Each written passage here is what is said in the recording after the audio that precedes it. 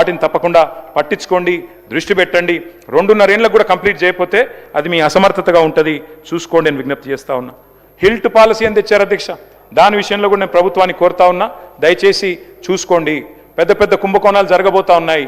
Ireland అనే factory, penguin textiles అనే company, దాంతోపాటు ఎవర్ రెడీ బ్యాటరీస్ అనే కంపెనీ, ఇవన్నీ కూడా పెద్ద ఎత్తున భూములు చేతులు మారుతా ఉన్నాయి. దాని వెనకాల పెద్ద పెద్ద వాళ్ళ పేర్లు వినబడతా ఉన్నాయి. ఇవన్నీ కూడా మీకే ఇబ్బందులు అవుతాయి. శ్రీధర్ బాబు గారు, దయచేసి ఇండస్ట్రీ మినిస్టర్ మీరు చూసుకోండి, జాగ్రత్తగా ఉండండి అని చెప్పి కూడా మేము విజ్ఞప్తి చేస్తా ఉన్నాం. ఈ భూములు ప్రభుత్వ భూములు, ప్రజల సొమ్ములు. హైదరాబాద్లో ఇవాళ పార్క్ కట్టాలంటే జాగలేదు, బొందలగడ్డకు జాగలేదు, ఒక్క ఖబ్రస్థాన్కు జాగలేదు. కానీ 9,000 ఎకరాలు ప్రైవేట్కు సంతర్పణ చేస్తామంటే ప్రతిపక్షంగా బీఆర్ఎస్ ఊరుకోదు. తప్పకుండా నిలదీస్తాం, అడుగుతాం, తప్పకుండా సమాధానాలు అడుగుతాం. మీరు విజయం సాధించాలని కోరుకుంటున్నాం. పొంగులేటి గారు చెప్పారు అధ్యక్ష, గృహ నిర్మాణ శాఖ మంత్రి, 20 లక్షల ఇందిరమ్మ ఇండ్లు ఇచ్చినాకనే, కట్టినాకనే అసెంబ్లీ ఎన్నికల్లో ఓట్లు అడుగుతామన్నారు. అడగండి, 20 లక్షల ఇండ్లు కట్టండి. మీరు చెప్పిన మాట ఇగో ఈనాడు పేపరు చూసుకోండి, తప్పకుండా కట్టండి, మేము వద్దంటలేం. ఉత్తమ్ కుమార్ రెడ్డి గారు చెప్పారు, ఏటా 6.5 లక్షల ఎకరాలకు ఆయకట్టు ఇస్తామన్నారు, తప్పకుండా ఇస్తామన్నారు. 5 ఏళ్లలో మరి 30 లక్షల ఎకరాలకు, 35 లక్షల ఎకరాలకు ఆయకట్టు ఇవ్వాలని మేము కూడా కోరుతా ఉన్నాం. అట్లాగే మేము మీ అందరినీ, ముఖ్యంగా ప్రభుత్వంలో ఉండే పెద్దల్ని కోరేది అధ్యక్ష, రాజకీయాలు తాత్కాలికం అధ్యక్ష, ప్రభుత్వము తాత్కాలికమే, అధికారము తాత్కాలికమే, కానీ రాష్ట్రం శాశ్వతం అధ్యక్ష.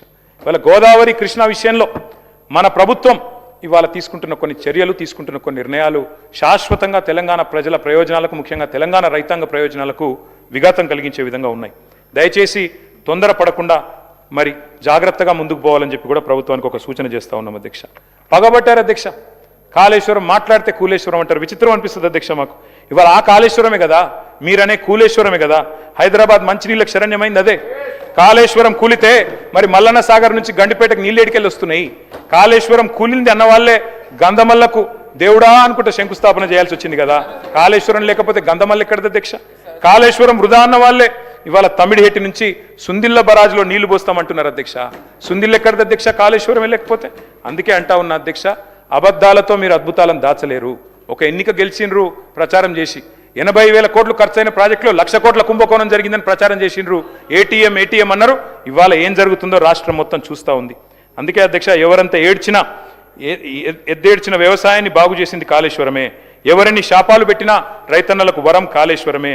మీరు దాడి చేస్తుంది కేసీఆర్ గారి మీద కాదు, మీరు దాడి చేస్తున్నది తెలంగాణ జల హక్కుల మీద. వాటిని కాపాడండి.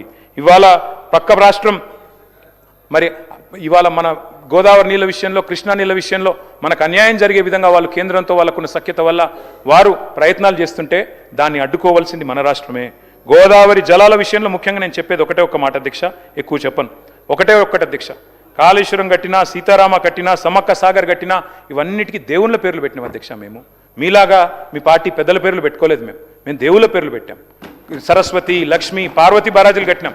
మీ పార్టీ పెద్దల పేర్లు మేము పెట్టుకోలేదు, కాంగ్రెస్ నాయకుల పేర్లు పెట్టుకోలేదు అధ్యక్ష. మేము అధ్యక్ష ఒకటే ఒక్కటి మేము కాళేశ్వరం మీరు చెప్పేది, మీరు దయచేసి మేడిగడ్డ దగ్గర లిఫ్టింగ్ స్టార్ట్ చేయండి. 2.5 ఏళ్ళు అయింది. మా మీద తీర్చుకునే కసంతా తీర్చుకున్నారు.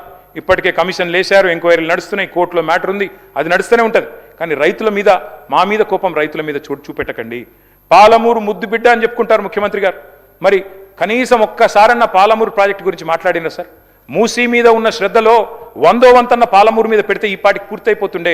ఈ పాటికి పాలమూరు రంగారెడ్డి ఎత్తిపోతల పథకం ఎప్పుడో అయిపోతుండే అధ్యక్ష.